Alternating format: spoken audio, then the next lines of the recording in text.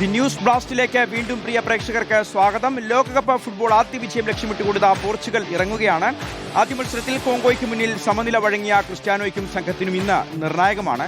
ഉസ്ബെക്കിസ്ഥാനാണ് പോർച്ചുഗലിന്റെ എതിരാളികൾ. ക്രിസ്ത്യാനോ ആദ്യ 11-ൽ തന്നെയുണ്ട്. സ്പോർട്സ് ഡെസ്കിൽ നിന്ന് PT മുഹമ്മദ് ജസീമും കോഴിക്കോട് നിന്ന് ശരത് അസസുമാണ് നമുക്കൊപ്പം ചേരുന്നത്. ആദ്യം മുഹമ്മദ് ജസീമിലേക്ക് പോവുകയാണ്. ജസീം, അപ്പോൾ വിജയത്തിൽ കുറഞ്ഞതൊന്നും നമ്മൾ പ്രതീക്ഷിക്കുന്നില്ല, ആഗ്രഹിക്കുന്നില്ല.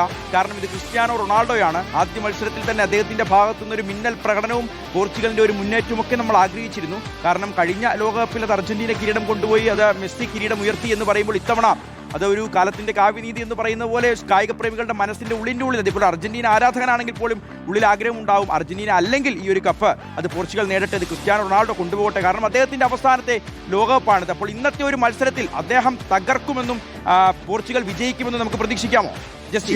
ഷിഹാസ്, തീർച്ചയായിട്ടും പോർച്ചുഗലിനെ സംബന്ധിച്ചിടത്തോളം അല്ലെങ്കിൽ ക്രിസ്ത്യാനോ റൊണാൾഡോ ഫാൻസിനെ സംബന്ധിച്ചിടത്തോളം ഇന്നൊരു നിർണായകമായ മത്സരം തന്നെയാണ്.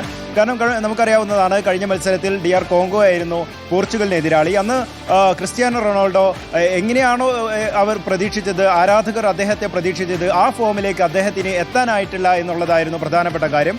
അത് ഇന്ന് തീർത്ത് അദ്ദേഹത്തിന് ഒരു മികച്ച ഫോമിലേക്ക് എത്താൻ കഴിയും എന്നുള്ള പ്രതീക്ഷയിലാണ് ശരിക്ക് ആരാധകരും അതുപോലെ തന്നെ പോർച്ചുഗലും. നമ്മൾ പോർച്ചുഗലിനെ സംബന്ധിച്ചിടത്തോളം പറയുകയാണെങ്കിൽ ഇന്നത്തെ മത്സരത്തിൽ 2 മാറ്റങ്ങൾ വരുത്തിക്കൊണ്ട് തന്നെയാണ് പോർച്ചുഗൽ കളിക്കാനിറങ്ങുന്നത്. ജാവോ ഫെലിക്സ് ഇന്ന് മുന്നേറ്റത്തിൽ പോർച്ചുഗലിന് ഒരു കുന്തമുനയായിക്കൊണ്ട് തന്നെ ഉണ്ടാകുമെന്നുള്ളത് പ്രധാനപ്പെട്ട കാര്യമാണ്. കാരണം കഴിഞ്ഞ മത്സരത്തിൽ അദ്ദേഹത്തിന് അതിൽ 11-ലേക്ക് ഇറങ്ങാൻ പറ്റാത്തൊരു സാഹചര്യം ഉണ്ടായിരുന്നു. അത് ഇന്ന് തീർത്തുകൊണ്ട് തന്നെ അദ്ദേഹം ഇന്ന് കളിക്കാനിറങ്ങുന്നു എന്നുള്ളത് പ്രധാനപ്പെട്ട കാര്യമാണ്.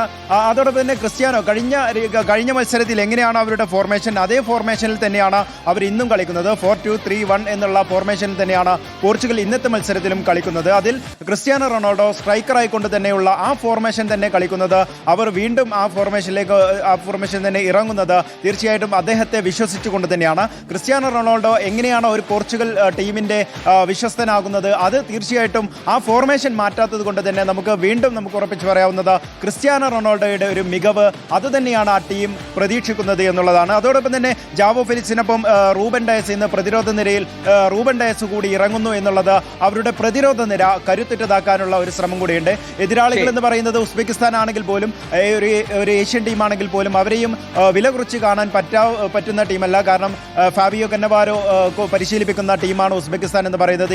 ഇറ്റലിയുടെ വിഖ്യാതമായ താരമായിരുന്നു ഫാബിയോ കന്നവാരോ. അദ്ദേഹം കഴിഞ്ഞ മത്സരം കഴിഞ്ഞപ്പോൾ തന്നെ, കൊളംബിയക്കെതിരായ മത്സരം ഉസ്ബെക്കിസ്ഥാൻ തോറ്റപ്പോൾ തന്നെ അദ്ദേഹം പറയുന്നുണ്ട്, ഉസ്ബെക്കിസ്ഥാൻ എങ്ങനെയാണോ പ്രതീക്ഷിച്ചത് ആ പ്രതീക്ഷിച്ചതുപോലെയുള്ള മത്സരം, ആ ഒരു കളി ആ ടീം കളിച്ചിട്ടുണ്ട് എന്നുള്ളത് കൂടി പറഞ്ഞിരുന്നു. അങ്ങനെ തീർച്ചയായിട്ടും ഉസ്ബെക്കിസ്ഥാനെതിരായിട്ടുള്ള വിജയം എന്ന് പറയുന്നത് പോർച്ചുഗലിനെ സംബന്ധിച്ചിടത്തോളം പ്രധാനമാണ്.